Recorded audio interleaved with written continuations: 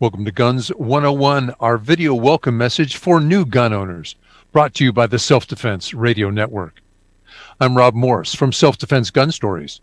My partners are Amanda Suffolcool from Eye on the Target Radio, and the guy behind the curtain doing the heavy lifting is Paul Lathrop from the Polite Society podcast. We have one of my instructors joining us tonight, my friend Brian Hill from the Complete Combatant. Brian, a million people jumped into the gun world and they don't know what we're talking about. Will you give them the crib notes on what all that funny words mean? Well, welcome.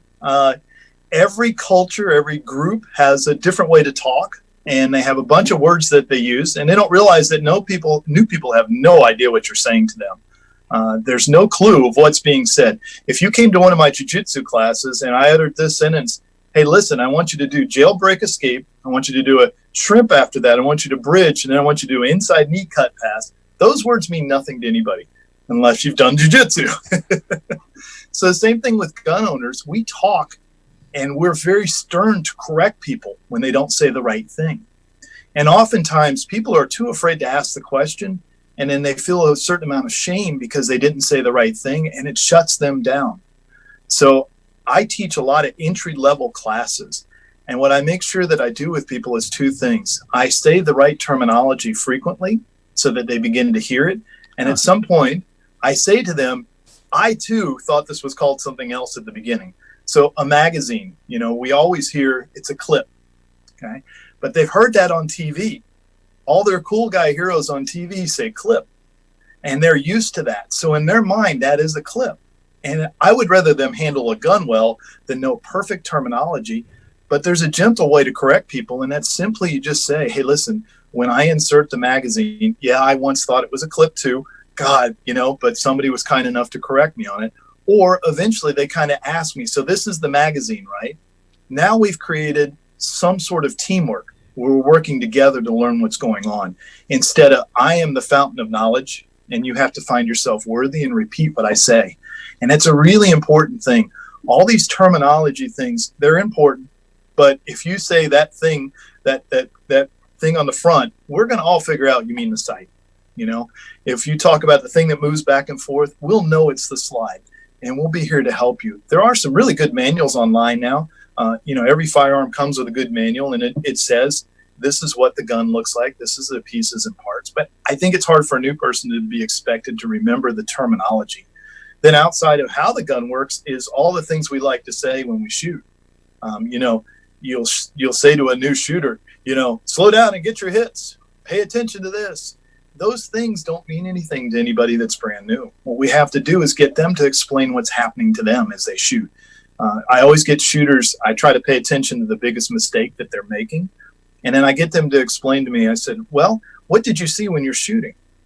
And then it opens the conversation for them to relay information to me.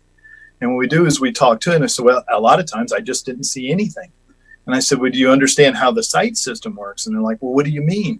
And I said, well, this is the rear, this is the front. They work together. And what you want to see is some movement. I was teaching my mother-in-law, and she was having a horrible time first shooting, but she didn't know to put the front sight post in between the back two things. She thought just as long as she could see through the back sight, she was fine, which is a horrendous, that's a big error. So we had a talk about that. So I think it's important, if people don't say the right words, to not immediately correct them, but to give them guidance, to allow them to ask the question, to allow them to be a part of our culture. The safety rules fall down in the same thing. Most of us can repeat either the NRA or Lieutenant Colonel's Jeff Cooper's rules verbatim. But for new people, those are all words that have no connection. When we're learning, things to us, if I say muzzle discipline, every shooter knows what I'm talking about. But to a newcomer, what does that word mean? How does it work for them? What is a muzzle? What does it mean to discipline it? Do you have to go home and scold it until it's a bad muzzle? So we've got to be very careful to help people understand what we're saying and not to immediately correct them because they're wrong. Because remember when you first started, how overwhelming everything was and how hard it was to remember just the basics. You're nervous. This is an emotional thing to fire a firearm. It is a big decision. It may go against your politics or your family history or your beliefs at the time, but now you believe you have the right to self-defense. And the only thing that we have to do in our industry is try to make sure that you feel comfortable learning how to defend yourself, because that's the most important thing we do. And everybody has a right to that. And if they don't know the right terminology, but they understand how to do it, and they understand that they can ask questions, I think it really helps the new gun owners get into it.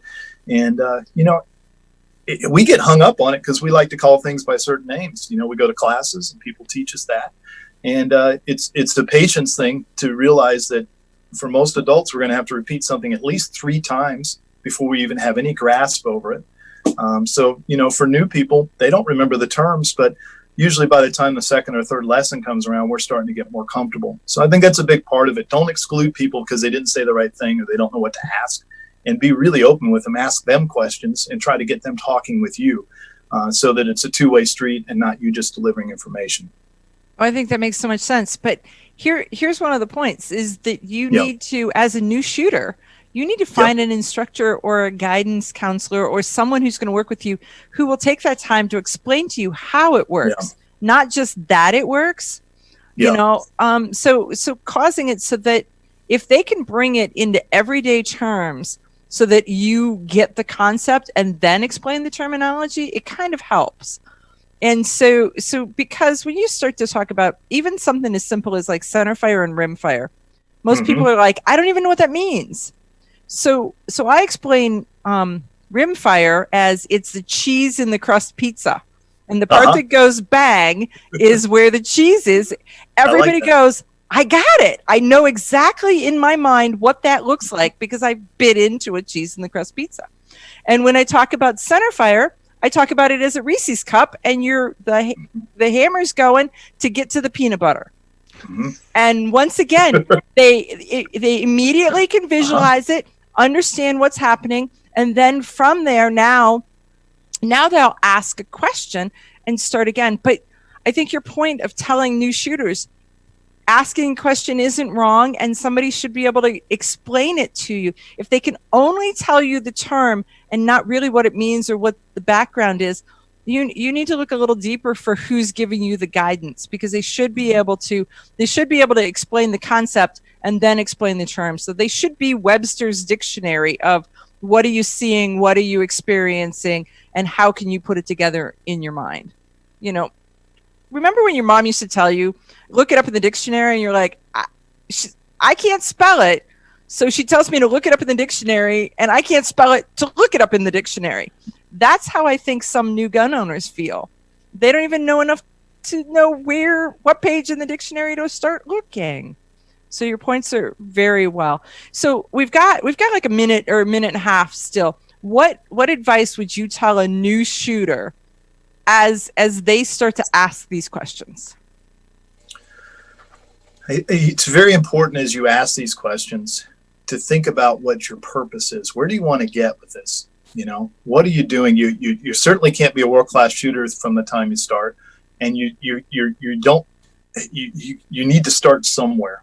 The problem with a lot of times new instructors that teach new people is they're not comfortable either. So I think YouTube is a wonderful place to start. Today, Shelly and I had to do audio. We've never done it before.